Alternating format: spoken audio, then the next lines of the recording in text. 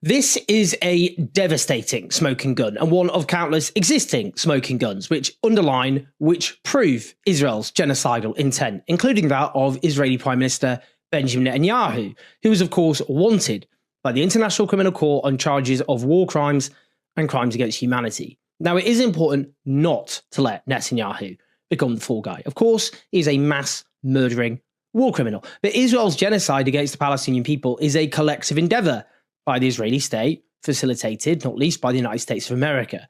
At the moment, divisions have opened up at the top of the Israeli state, driven partly by Netanyahu's growing authoritarianism and his alleged corruption, which led the Israeli government to dismiss the head of the Shin Bet, Israel's internal security services, which critics say is due to scrutiny of alleged ties between Netanyahu's office and the Qatari regime.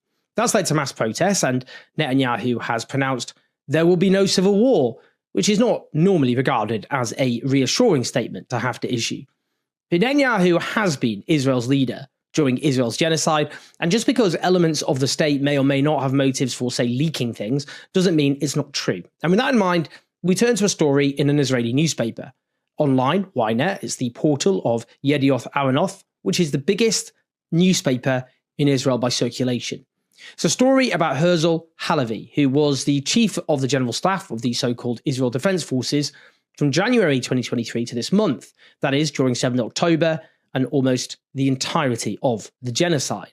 The article is in Hebrew, but when translated into English, it says the following. When Halevi presented the IDF's operations to the cabinet in the first 48 hours of the war, he noted that the Air Force had attacked 1,500 targets in Gaza. This is a huge number, requiring exceptional intelligence and operational capabilities. Netanyahu erupted in anger, yelling and banging on the table. Why not 5,000? He scolded the chief of staff. We don't have 5,000 approved targets, Halevi replied. I'm not interested in targets, Netanyahu retorted. Take down houses. Bomb with everything you have. You have here a revelation of straightforward genocidal intent by Netanyahu at the beginning of the genocide. The journalist here goes on to write, the outburst was part of what was later described by Gadi Eisenkot and others as a collapse in Netanyahu's performance in the early days of the war. The officers I met in those days said that Netanyahu had lost his judgment. Now, Gadi Eisenkot is himself a former chief of staff of the IDF and served in Israel's post-7th of October unity government as a minister without portfolio. The officers referred to, of course, are military officers. Well, regardless of what the military officers wanted, and many of those may well fear themselves being slapped with international arrest warrants, which they should be slapped with, like Netanyahu, the fact is he was the leader of the country making those demands, and what he was demanding was extermination. He was demanding indiscriminate bombing and the destruction of houses, of people's homes. That's what he was calling for, people's private homes, and the use of Israel's entire armory to do so. As the US lawyer Dylan Williams notes, this Netanyahu quote, reported by an Israeli outlet, constitutes prima facie evidence of the war crime of intentionally directing an attack against a civilian population and intent to kill, to destroy, in part, a national or ethnic group, elements of the crime of genocide. Now, this anecdote is corroborated by what Joe Biden said when describing his conversation with Netanyahu after the first week or so after 7th October. He said that Netanyahu had been warned by himself. He said to Netanyahu, stop carpet bombing communities. But clearly there was no shift in Israeli policy, so the US just facilitated that carpet bombing with a relentless supply of weapons. Now, as research by the NGO Air Wars found, at least 5,139 Palestinians were killed by the Israeli army in October 2023. That's the period the article was discussing. And of those, at least 1,900 were children. Air Wars concluded it is by far the most intense, destructive and fatal conflict for civilians that Air Wars has ever documented. They concluded that of the incidents examined in this indiscriminate destruction demanded by Netanyahu, 99.4% of incidents killed civilians and 0.6% killed militants. So we can link the genocidal intent of Netanyahu expressed in that article with the genocidal consequences. It's just worth taking a moment to reflect on something.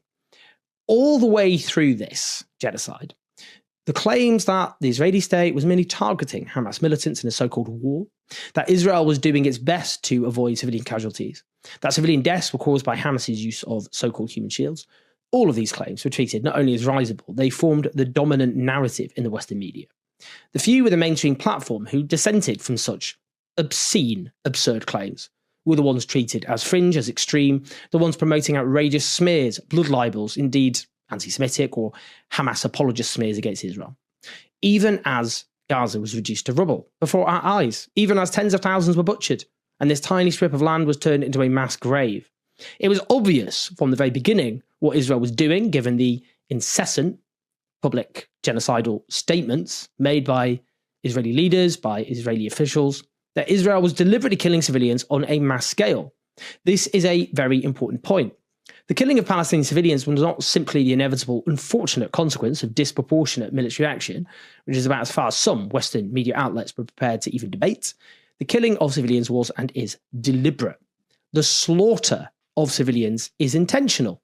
It is by design. It's also worth reflecting on an article published again in the Israeli newspaper Haaretz in July 2024.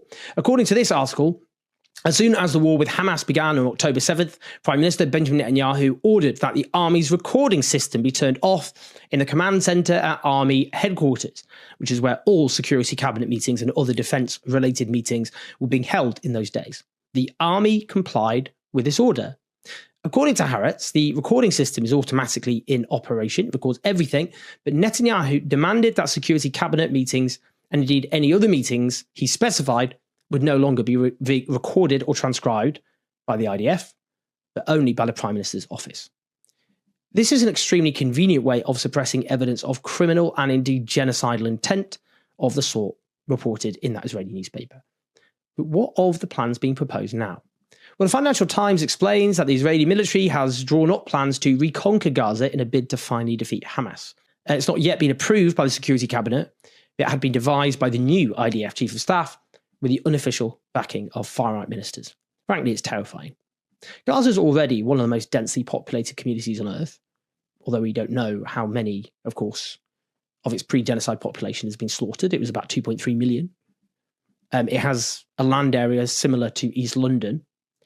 This plan proposes confining what remains of this population into a tiny area of Gaza, coded the Al-Marazi humanitarian area. The plan would then mean administering Gaza and reoccupying it, but not like last time, because this population would be forced into what in practice would be an intolerable concentration camp. Indeed, chillingly, the Financial Times reports, one of the people familiar with the deliberations said Israel could take over the distribution of all humanitarian aid and had recently assessed how many calories each Palestinian would require. You see, this whole crime involves no subtlety. From the beginning, it was executed in plain sight. I want to end by referring to another story in the Israeli newspaper Haaretz. It's about an Israeli academic named Dr. Sebastian Ben Daniel from the Computer Science Department of Ben Gurion University. He said that Israeli soldiers have been taught to be baby killers. 20 senior faculty members at the university have publicly demanded he be fired. Because in Israel, you see, if you speak the truth about the genocide being committed by your state, you will face the consequences. Whilst you can openly incite genocide against an entire people, issue the most extreme racist, dehumanizing and murderous statements about Palestinians, and not only not suffer adverse consequences, but be treated as respectable, even be venerated. Hell, you're probably a cabinet minister. Well, the evidence for Israel's genocide is overwhelming, and those who denied what was obviously the case from day one will be held to account. Please like and subscribe with your thoughts and your comments. Help us take on the pro-genocide media, patreon.com/owenjones84 across. Do keep following on Instagram, TikTok, Facebook, all the rest of it. And you'll see we're reaching huge numbers of people, but that's all thanks to you. So we will continue to do so with your support. You can listen to on the podcast as well. Share the video, get the message out. I'll speak to you in a bit.